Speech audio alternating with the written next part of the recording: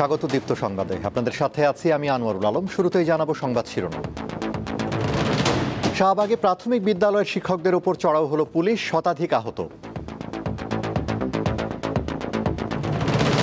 কারো দলীয় স্বার্থ বাস্তবায়ন করা অন্তর্বর্তী সরকারের কাজ নয় বলছেন তারেক রহমান।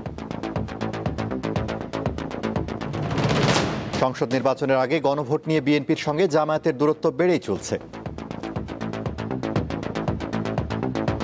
নেক্সট ইলেকশনের জন্য গণভোটটা এই জন্যই দরকার, সংস্কারের বিষয়গুলো আসলে কি আছে জনগণকে জানতে হবে। বাস্তবায়নের ক্ষেত্রে যদি আমি মনে করি আমার মতো করে বাস্তবায়ন করব, আর অন্য দল যদি এখানে দ্বিমত পোষণ করে, সেটা আপনি জোর করতে পারবেন। জাতীয় নির্বাচনের মাত্র কয়েক মাস আগে গণভোট যুক্তিসঙ্গত নয় মত বিশ্লেষকদের।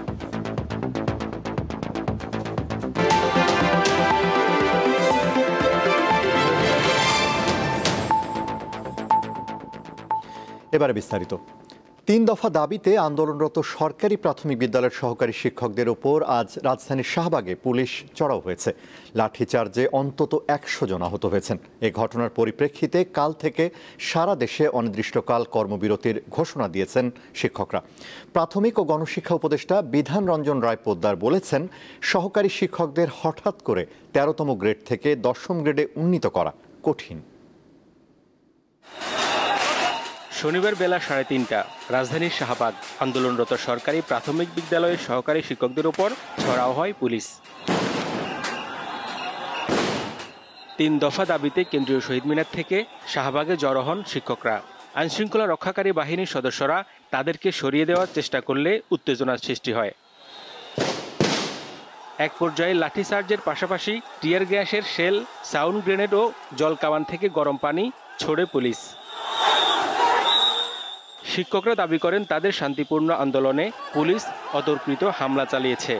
আমাদের যৌক্তিক ১০ম গ্রেডের আন্দোলনে আমাদের পুলিশ ভাইয়েরা কিভাবে আমাদের উপর অতর্কিতভাবে হামলা করেছে, আমাদের উপরে কেন এইভাবে পুলিশ নির্যাতন করলো, সাউন্ড গ্রেড মারলো এবং গুলি করলো, তার জবাব ন্যায্য বিচার চাই। আরো ২০-৫০ জন অ্যারেস্ট করে নিয়ে গেছে। আমরা শিক্ষকরা থার্ড ক্লাসে অবস্থান করতে চাই না। অবশ্য পুলিশ বলছে ভিন্ন কথা। শিক্ষকরা নিরাপত্তা বেষ্টনী ভাঙার কারণে পরিস্থিতির অবনতি হয়।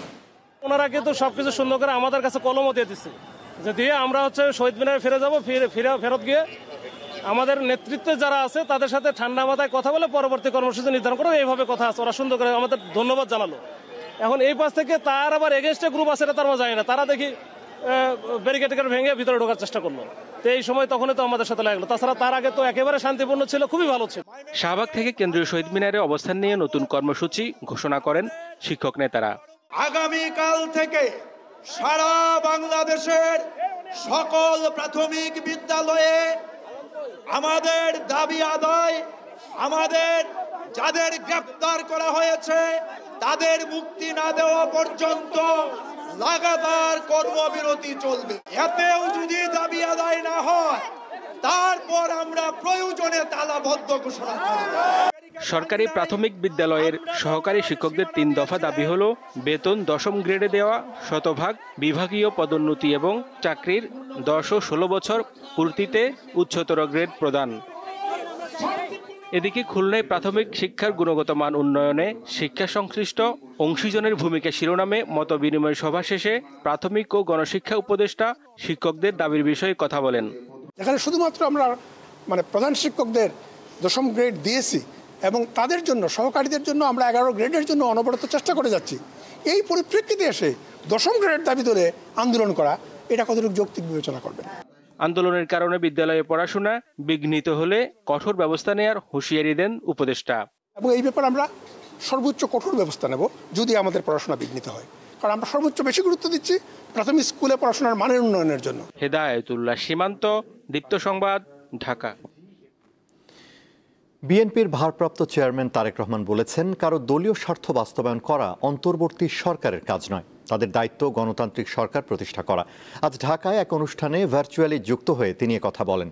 দেশ অস্থিতিশীল হলে পরাজিত ফ্যাসিস্ট অপশক্তির পুনর্বাসনের পথ তৈরি হবে বলে সতর্ক করেন বিএনপির এই নেতা।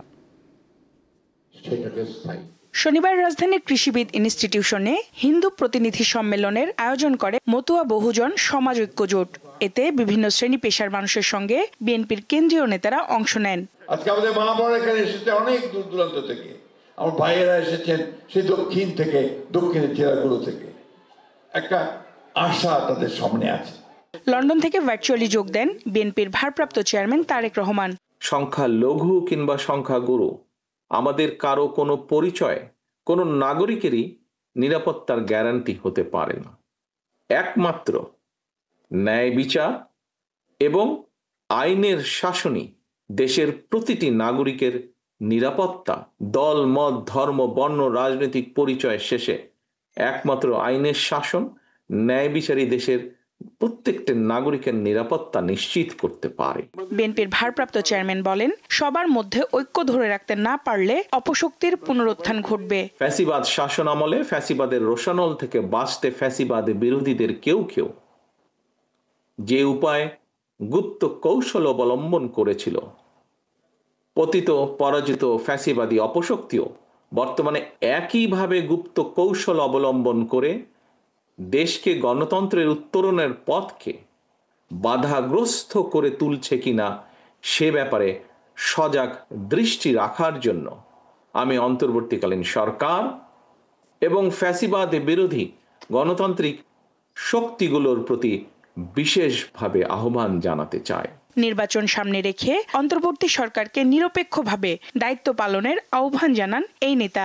অন্তর্বর্তীকালীন সরকার আগামী ফেব্রুয়ারি মাসে জাতীয় নির্বাচন অনুষ্ঠানের সিদ্ধান্ত ঘোষণা নিয়েছে। অবশ্যই কারো দলীয় স্বার্থ বাস্তবায়ন করা এই সরকারের কাজ নয়, এবং এ কারণেই বিএনপি এই সরকারের প্রতি কোন রকম চাপ প্রয়োগ করার পরিবর্তে বরং ভিন্ন মতের জায়গাগুলোতে নোট অফ ডিসেন্ট, এটাকেই বিএনপি ডিসেন্ট ওয়ে বলে মনে করে।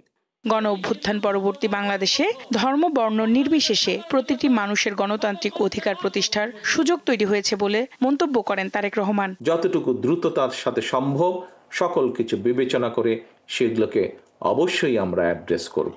সঞ্জিদা প্লাবনী, দীপ্ত সংবাদ, ঢাকা। জাতীয় নির্বাচনের আগে গণভোট বিষয়ে বিএনপির সঙ্গে জামাতের দূরত্ব বেড়েই চলছে। আজ রাজধানীতে এক সেমিনারে একাধিক রাজনীতিক বলেন, গণভোট নিয়ে জামায়াতের দাবি জবরদস্তিমূলক। তবে জামায়াত বলছে, নির্বাচনের আগে গণভোট না হলে জুলাই সনদের বাস্তবায়ন অনিশ্চিত হয়ে যাবে। আগামী নির্বাচনে রাজনৈতিক দলগুলোর ইশতেহার কেমন হবে, জনগণের চাওয়া কি, এসব নিয়ে শনিবার জনতার ইশতেহার শিরোনামে এক সেমিনারের আয়োজন করে ট্রেস নামের একটি সংগঠন। রাজধানীর একটি অভিজাত হোটেলে আয়োজিত সেমিনারে অংশ নেন রাজনৈতিক গবেষক ও সরকারের প্রতিনিধিরা। সেই সব জায়গাগুলোতে আমার মনে হয় আলোচনায় গুরুত্ব পায় জুলাই সনদ ও গণভোট প্রসঙ্গ। এই ইস্যুতে পাল্টাপাল্টি মতামত উঠে আসে রাজনীতিবিদদের বক্তব্যে। আগামী ফেব্রুয়ারিতে যদি আমরা গণভোট নির্বাচন করে যদি বেরিয়ে যেতে পারি, গোটা 15 মাসের আমাদের অভ্যুত্থান, আমাদের অর্জন, এটা কিন্তু একটা শেষ রক্ষা করবার সুযোগটা আছে।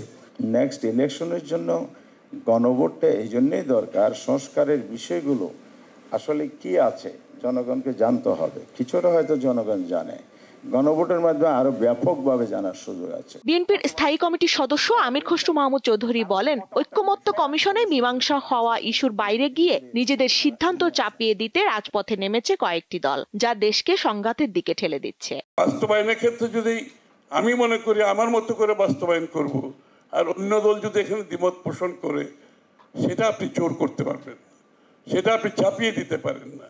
এটা কিন্তু কোনো কনসেনসাসের এবং গণতান্ত্রিক প্রক্রিয়ার মধ্যে পড়ে না।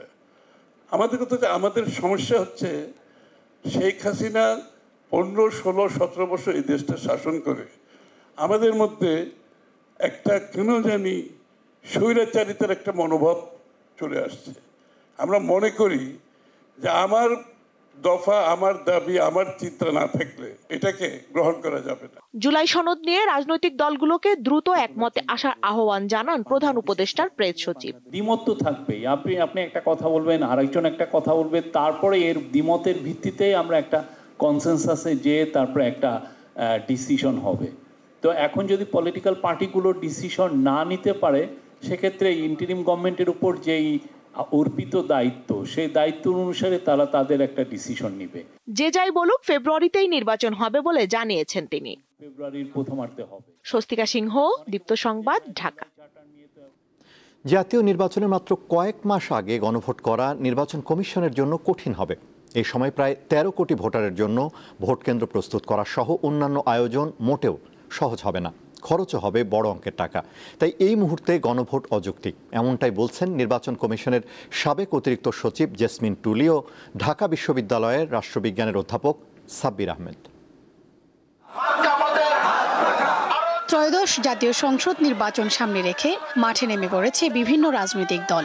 সম্ভাব্য অনেক প্রার্থীকে সবুজ সংকেত দিয়েছে বিএনপি ও জামায়াত। ফেব্রুয়ারির প্রথমার্ধে ভোটের লক্ষ্যে জোর প্রস্তুতি নিচ্ছে নির্বাচন কমিশন। কিন্তু জুলাই সনদের আইনগত ভিত্তি ও বাস্তবায়ন ইস্যুতে গণভোট ঘিরে ভিন্ন মেরুতে বিএনপি ও জামায়াত। বিএনপি সংসদ নির্বাচনের দিন গণভোটের পক্ষে, জামায়াত ও সমমনা দলগুলো আগেই তা চায়। এই অবস্থায় দলগুলোকে এক সপ্তাহের মধ্যে সমঝোতার আহ্বান জানিয়েছে উপদেষ্টা পরিষদ। বিশ্লেষকরা বলছেন, এই মুহূর্তে গণভোটের আয়োজন করা ইসির জন্য বেশ কঠিন। ডিসেম্বরে এত বড় একটা ইলেকশন তুলে আবার ফেব্রুয়ারিতে একটা বড় ইলেকশন তোলার মতন সক্ষমতা আছে কি না। কারণ শুধু ইলেকশন মানে কি, এমন তো না যে ব্যালট পেপার প্রিন্ট হলো ভোটাররা ভোট দিল, তা না। পুরো ভোট কেন্দ্র ঠিক করতে হবে, পুরো পোলিং পার্সোনাল রেডি করতে হবে, এবং যেখানে এখনো অর্ডিন্যান্স নাই, বিধিবিধান নাই, তাদের বিধিবিধানও করতে হবে। তিনি বলেন, সংসদ নির্বাচনের দিন গণভোট অর্থনৈতিকভাবে সাশ্রয়ী হবে। আমাদের একটা বড় অ্যামাউন্ট মানুষের টাকা, ট্যাক্সের টাকা বেঁচে যাবে। প্রায় যদি আমরা আলাদাভাবে করতে চাই, প্রায় জাতীয় সংসদের কাছাকাছি পয়সা যাবে। জাতীয় সংসদে যাবে যে তার থেকে 10 থেকে 15% বাজেট যদি একটু বাড়ায় দেওয়া হয়, তাহলে আমার মনে হয় দুটো ইলেকশন একসাথে হতে পারে। গণভোট আয়োজনে ভোটারদের সুবিধার বিষয়টি গুরুত্ব দেওয়ার পরামর্শ দিচ্ছেন রাজনীতি বিশ্লেষকরা। দেখতে হবে আপনার হাতে দুইটা অপশন আছে, কোনটাতে বেটার। আর যেহেতু আপনি দেখবেন জনগণের কমফোর্টটাকে, ভোটারদের কমফোর্ট, তো ভোটারদের জন্য কমফোর্ট ইলেকশন ডেতেই আমার কাছে মনে হয়। খালি একটু বলতে হবে যে এখানে ভোট কিন্তু দুইটা, একটা গণভোট আর একটা এই ভোটারকে, এই জিনিসটা তো পার্টির দায়িত্ব নিতে হবে। জাতীয় নির্বাচন ও গণভোটের বিষয়ে সরকারের পরামর্শ অনুযায়ী ইসি কাজ করবে, জানালেন কমিশনের সচিব। গণভোট হবে এটুকু জানি, কিন্তু কোন প্রক্রিয়া হবে, কোন পদ্ধতিতে হবে, আইনগত ভিত্তি কি হবে, যেগুলো এখনো পর্যন্ত নির্ধারিত নয়। আমাদের তো প্রস্তুতি নির্বাচন নিয়ে আছেই। অন্তর্বর্তী সরকারের ঘোষণা অনুযায়ী 2026 সালের ফেব্রুয়ারির প্রথমার্ধে হবে কাঙ্ক্ষিত ত্রয়োদশ জাতীয় সংসদ নির্বাচন। শিউলি শবনম, দীপ্ত সংবাদ, ঢাকা। 2 দিনের সফরে আজ নিজ জেলা পাবনায় গেছেন রাষ্ট্রপতি মোহাম্মদ শাহাবুদ্দিন। সকাল 9:40 রাষ্ট্রপতি হেলিকপ্টারে ঢাকা থেকে পাবনা পৌঁছান। পাবনা জেলা প্রশাসক ও পুলিশ সুপার তাকে স্বাগত জানান। 9:45 সার্কিট হাউসে গার্ড অব অনার গ্রহণ করেন তিনি। সকাল 11টায় পাবনা সদরের আরিফপুর কবরস্থানে মা বাবার কবর জিয়ারত করেন রাষ্ট্রপতি। এরপর পাবনা শহরের কালাচাঁদপাড়া এলাকায় নিজ বাড়িতে যান তিনি।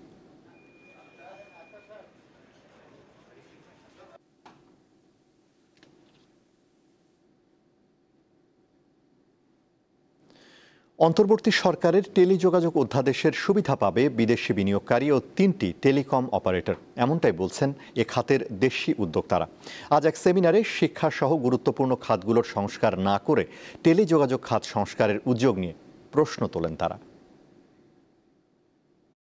টেলিকম খাতের খসড়া অধ্যাদেশ নিয়ে শনিবার রাজধানীর একটি হোটেলে আলোচনার আয়োজন করে টেলিকম রিপোর্টার্স নেটওয়ার্ক বাংলাদেশ। এতে বক্তারা বলেন, অংশীজনদের আপত্তি উপেক্ষা করে 22 সেপ্টেম্বর সরকার টেলিযোগাযোগ অধ্যাদেশ 2025-এর খসড়া অনুমোদন দেয়, যা দেশি উদ্যোক্তাদের স্বার্থের পরিপন্থী।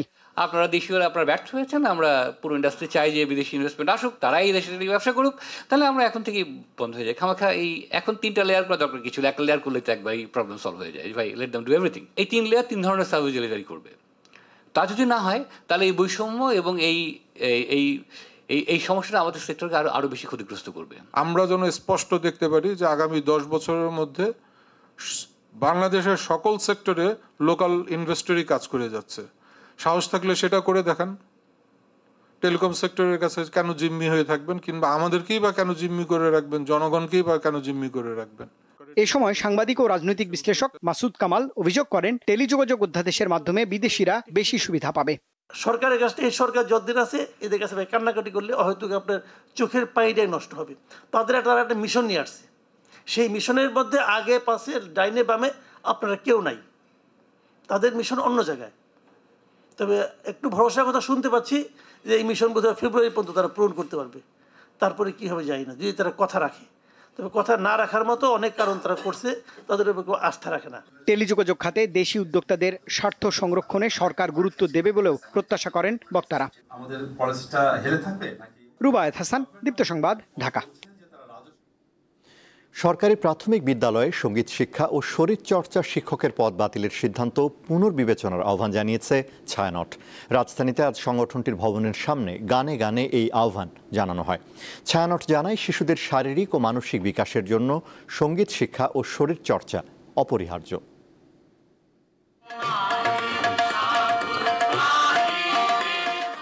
সম্প্রতি প্রাথমিক বিদ্যালয়ের সঙ্গীত ও শরীরচর্চা শিক্ষক নিয়োগের সিদ্ধান্ত বাতিল করে সরকার। এই সিদ্ধান্ত পুনর্বিবেচনার আহ্বান জানিয়েছে সাংস্কৃতিক সংগঠন ছায়ানট। শনিবার রাজধানীর ধানমন্ডিতে ছায়ানট সংস্কৃতি ভবনের সামনে শিল্পী, শিক্ষার্থী ও সঙ্গীতের শিক্ষকরা এক সারিতে দাঁড়িয়ে গানে গানে এ আহ্বান জানান। আয়োজন শুরু হয় সম্মিলিত কণ্ঠে রবীন্দ্রনাথ ঠাকুরের আমি মারের সাগর পাড়ি দেব গানটি দিয়ে।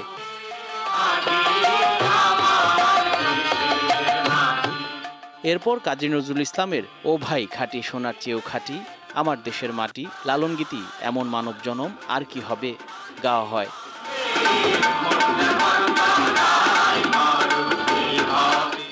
সবার শেষে ছিল জাতীয় সঙ্গীত। এই সিদ্ধান্তের ফলে দেশের বিভিন্ন বিশ্ববিদ্যালয়ের সঙ্গীতের শিক্ষার্থীরা কর্মসংস্থান বঞ্চিত হবে বলে মত দেন কেউ কেউ। এতগুলো বিশ্ববিদ্যালয়ে এতগুলো ছাত্রছাত্রী যদি শিক্ষকতাই না করতে পারে, তাহলে আমাদের কর্মসংস্থানটা কোথায় হবে? যেখানে আমার শিক্ষকদেরকে নিয়ে বলছে যে ওদের ওই পদটা আর বহাল থাকবে না, এটা তো আমার পক্ষে সম্ভব না মানা। এটার জন্য অবশ্যই আমার রাস্তায় নামতে হবে, আমি ওইটা নাম। একটি মানবিক সমাজ বিনির্মাণে প্রাথমিক বিদ্যালয়ে সঙ্গীত ও শরীরচর্চা শিক্ষকের প্রয়োজন আছে বলছেন ছায়ানট সভাপতি। সঠিকভাবে সিদ্ধান্ত নিয়েছিলেন যে প্রাথমিক পর্যায়ে সঙ্গীত শিক্ষক নিয়োগ করা প্রয়োজন। আজকে যে তারা ফিরে গেলেন 2 নভেম্বর, এটি দুর্ভাগ্যজনক। সরকারকে এই সিদ্ধান্তটি পুনর্বিবেচনার জন্য অনুরোধ করছি। চলতি বছরের 28 আগস্ট প্রাথমিক বিদ্যালয়ে সঙ্গীত ও শারীরিক শিক্ষার শিক্ষক নিয়োগের সুযোগ রেখে প্রজ্ঞাপন জারি করে সরকার, কিন্তু বিরোধিতার মুখে সেই সিদ্ধান্ত থেকে সরে আসে প্রাথমিক ও গণশিক্ষা মন্ত্রণালয়। জহুরুল হাসান, দীপ্ত সংবাদ, ঢাকা। আন্তর্জাতিক। গাজায় খুব শিগগিরই যুক্তরাষ্ট্রের নেতৃত্বে আন্তর্জাতিক বাহিনী মোতায়েন করা হবে জানালেন যুক্তরাষ্ট্রের প্রেসিডেন্ট ডোনাল্ড ট্রাম্প। শুক্রবার তুরস্কের রাষ্ট্রীয় সংবাদ সংস্থা আনাদোলু এ খবর দিয়েছে। ট্রাম্প বলেন, গাজায় যুক্তরাষ্ট্র মিত্রদের সঙ্গে ঘনিষ্ঠভাবে কাজ করছে। তিনি যুদ্ধবিরতির প্রশংসা করেছেন। ট্রাম্প জানান, ইসরায়েল এবং মুসলিম সংখ্যাগরিষ্ঠ দেশগুলির মধ্যে স্বাক্ষরিত আব্রাহাম চুক্তিতে যোগ দিতে যাচ্ছে কাজাখস্তান। তিনি আশা প্রকাশ করেন, অন্যান্য মধ্য এশীয় দেশও এই প্রক্রিয়ায় যোগ দিয়ে শান্তি উদ্যোগে নতুন গতি আনবে। ফিলিস্তিনের গাজায় গণহত্যার অভিযোগে ইসরায়েলের প্রধানমন্ত্রী বেনিয়ামিন নেতানিয়াহুর বিরুদ্ধে গ্রেফতারি পরোয়ানা জারি করেছে তুরস্ক। শুক্রবার ইস্তাম্বুলের প্রসিকিউটরের অফিস থেকে এক বিবৃতিতে বলা হয়, গ্রেফতারি পরোয়ানার তালিকাভুক্ত 37 জনের মধ্যে রয়েছেন ইসরায়েলের প্রতিরক্ষামন্ত্রী ইসরায়েল কাটজ, জাতীয় নিরাপত্তা মন্ত্রী ইতামার বেন গভির এবং সেনাপ্রধান লেফটেন্যান্ট জেনারেল ইয়াল জামির। গাজায় 2023 সালের অক্টোবর থেকে ইসরায়েলের অভিযানকে গণহত্যা ও মানবতাবিরোধী অপরাধ বলে আখ্যায়িত করে আসছে তুরস্ক। সিরিয়ার প্রেসিডেন্ট আহমদ আল শারার ওপর থেকে নিষেধাজ্ঞা প্রত্যাহার করেছে যুক্তরাষ্ট্র ও যুক্তরাজ্য। শুক্রবার এই সিদ্ধান্ত জানায় ওয়াশিংটন ও লন্ডন। যুক্তরাষ্ট্রের পররাষ্ট্র মন্ত্রণালয়ের এক বিবৃতিতে বলা হয়, সিরিয়ার সঙ্গে মাদক বিরোধী অভিযান, রাসায়নিক অস্ত্র নির্মূল ও আঞ্চলিক নিরাপত্তা জোরদারে কাজ করতে এই পদক্ষেপ নেওয়া হয়েছে। আল শারার পাশাপাশি দেশটির স্বরাষ্ট্রমন্ত্রী আনাস খাত্তাবের ওপর থেকেও নিষেধাজ্ঞা তুলে নিয়েছে যুক্তরাষ্ট্র ও যুক্তরাজ্য।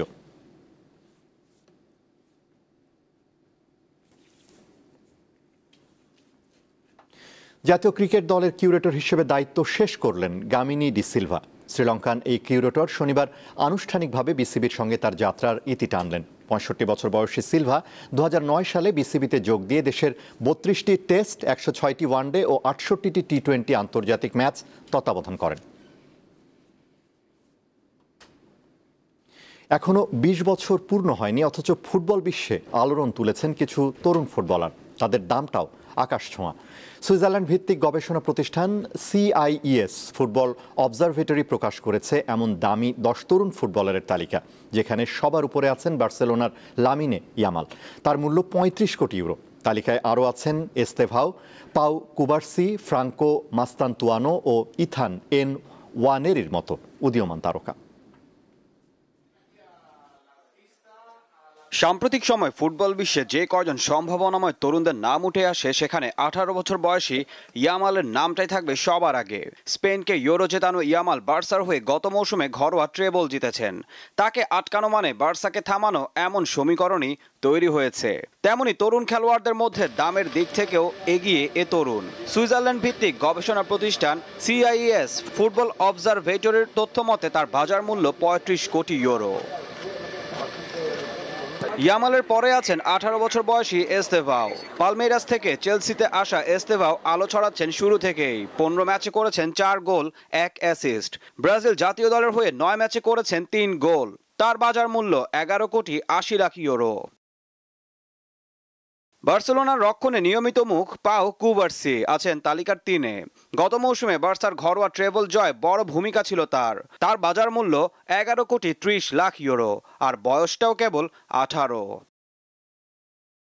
রিভার প্লেট থেকে আলোড়ন তুলে রিয়ালে আসা আর্জেন্টাইন তরুণ 18 বছর বয়সী মাস্তান্তুয়ানো আছেন 4 নম্বরে। এই মৌসুমে 12 ম্যাচ খেলেছেন। জুড বেলিংহাম না থাকায় মিডফিল্ডে গুরুত্বপূর্ণ ভূমিকাও রেখেছেন। জাতীয় দলের হয়ে 3টি ম্যাচও খেলেছেন তিনি। তার বাজার মূল্য বর্তমানে 10 কোটি 20 লাখ ইউরো। পালমেইরাস থেকে বড় স্বপ্ন নিয়ে রিয়ালে আসলেও প্রত্যাশা পূরণ করতে পারেননি এনরিক। আনচেলত্তি সময়ে কিছু ম্যাচে সুযোগ পেলেও আলোনসোর অধীনে বেশিরভাগ সময় বেঞ্চেই কাটছে। এই মৌসুমেও খেলেছেন মাত্র 1 ম্যাচ, তবুও তার দাম 7 কোটি 30 লাখ ইউরো। ঈশান হাসান, দীপ্ত স্পোর্টস। শেষ করব দীপ্ত সংবাদ, তবে তার আগে সংবাদ শিরোনামগুলো জানাবো আরও একবার। শাহবাগে প্রাথমিক বিদ্যালয়ের শিক্ষকদের উপর চড়াও হলো পুলিশ, শতাধিক আহত। কারো দলীয় স্বার্থ বাস্তবায়ন করা অন্তর্বর্তী সরকারের কাজ নয়, বলছেন তারেক রহমান। সংসদ নির্বাচনের আগে গণভোট নিয়ে বিএনপির সঙ্গে জামায়াতের দূরত্ব বেড়েই চলছে। এবং জাতীয় নির্বাচনের মাত্র কয়েক মাস আগে গণভোট যুক্তিসঙ্গত নয়, মত বিশ্লেষকদের।